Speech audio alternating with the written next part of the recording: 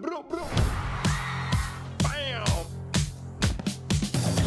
Yahtzee. I thought you were dead. I'm making a comeback. I'd have better luck managing to come back for Ja Rule. To sum it up succinctly, it is a series about a washed-up former boy band artist. Where do you stand on boy bands? Like, what's your history with them? I haven't got any big history with boy bands or anything. I think in a way I kind of connected to the idea because it kind of stood to me as like a metaphor for what's going on a lot in our society, because we've entered this age of social media where we kind of are mistaking being famous for being respected. We're mistaking genuine connection with how many followers you have. We're mistaking genuine love for likes and hearts, and I think celebrity, especially like pop celebrity, kind of represents that in a way. That being said, I still have to know where you land on the eternal war. Are you Backstreet Boys or NSYNC?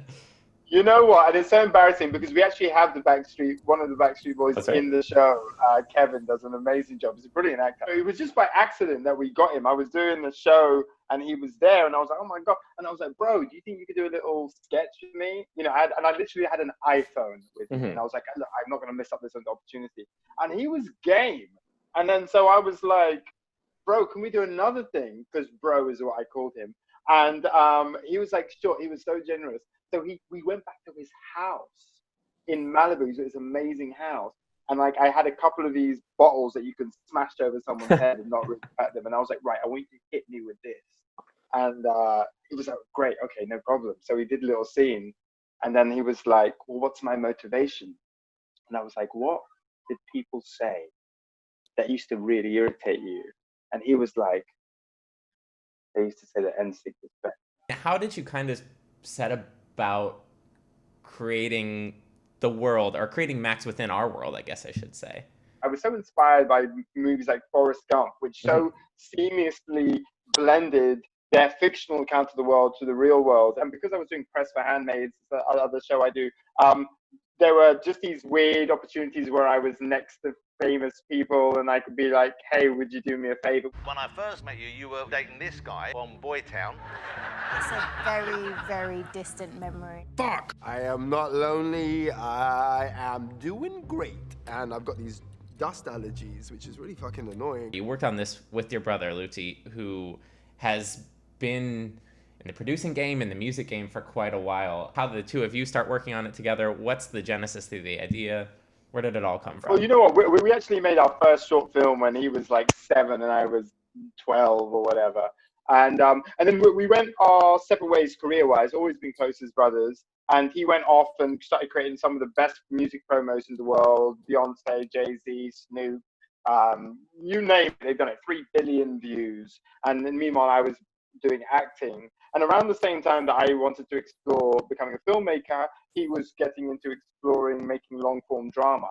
And so we mixed up and we came with some ideas and we just started pitching. And I tell you, it's been such a privilege because he's just got a can-do attitude. Sometimes in England's great, and I'm really grateful to England for the opportunities I've had, but like, they're very reticent. They don't believe things can happen. And there were a number of times in the shoot where I'd come up with an idea, this grand idea, and you know, some of the other producers we worked with earlier on would be like, you can't do that.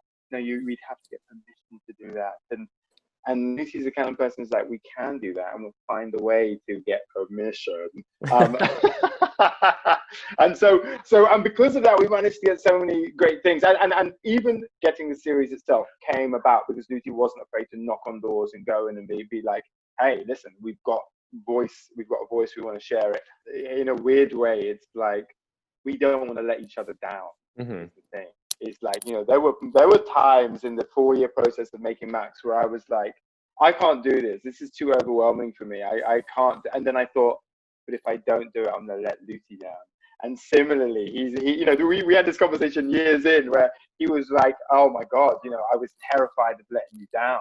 I was terrified of not being able to get that actor or that location or and so I think it's our commitment to each other really that helps us bring out the best. Creamy ice cream, all the girls want it, except the vegan girls, cause they lactose intolerant. I'll get the butter. Trust me, you'll need it. The end of episode 2, I was like, oh, we're going there. I'm just gonna flag the term Jack Reacher. That's gonna mean something else entirely. So look, I'll tell you, fine, look, I'll tell you, there's a threesome in it, 2 guys and a girl, MFM, if you will, for those a little bit more experienced in the Pornhub experience. And yeah, it gets pretty raunchy and wild, and you know, I don't know, I find all that stuff really fun and interesting. I find kink fascinating. I find the different ways that human beings decide to mesh themselves together, and there's a fair amount of dysfunctional sex in it. At the same time, it's not shock comedy. We're not trying to be like, what's the most outrageous thing you can think of?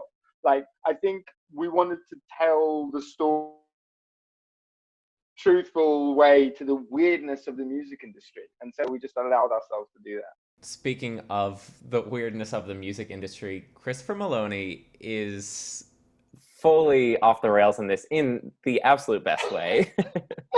He's a revelation. If he doesn't get nominated for awards, I'm kicking down doors. He is so good in this. Anytime he tweets a photo online, there are rabid fans, hungry fans, you know what I mean? Just like, people love him. So I'm like, they need to see this because... My mom liked him. For Chris Meloni fans, you get to see quite a lot of his body in this. And it's great. It's intimidating, actually. He's been on Handmaid's Tale. Is that how the two of you met? Or does this go back We further? never met on Handmaid. I wasn't sure. I didn't know him at all. I didn't know him from Adam.